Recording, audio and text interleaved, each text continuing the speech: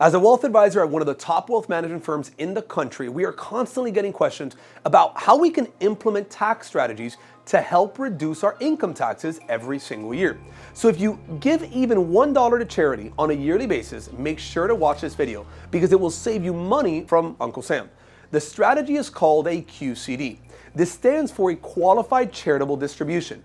Now you see, most married couples have something called a standard deduction of approximately about $30,000. That means that pretty much every single couple will not have to pay taxes on their first $30,000 worth of income.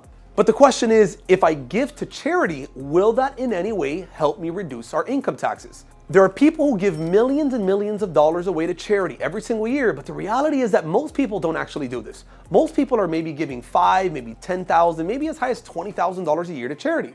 Now, what a lot of people don't know is that you actually don't get any form of a tax benefit for sending money to your charitable organization.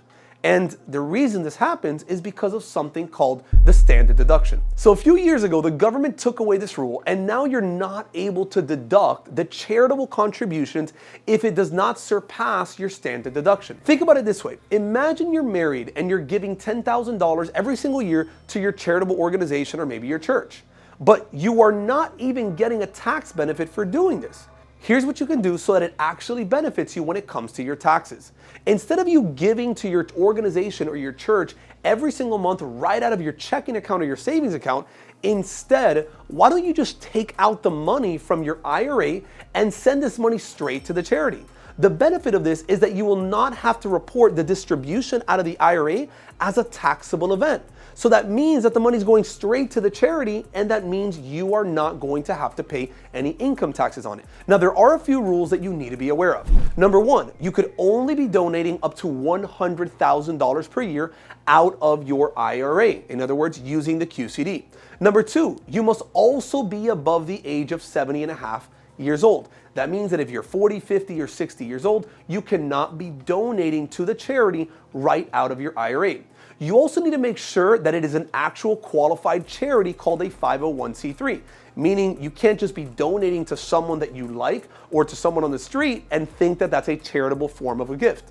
The transfer also has to go directly from the IRA, meaning that you don't want the money to go from the IRA into your bank account and then from your bank account to the charitable organization. And you also want to make sure that the donation happens before the end of the year. Sometimes some people want to go and give the donation between the tax time, between January 1st and April 15th, but that will not help you when it comes to your taxes for the previous year.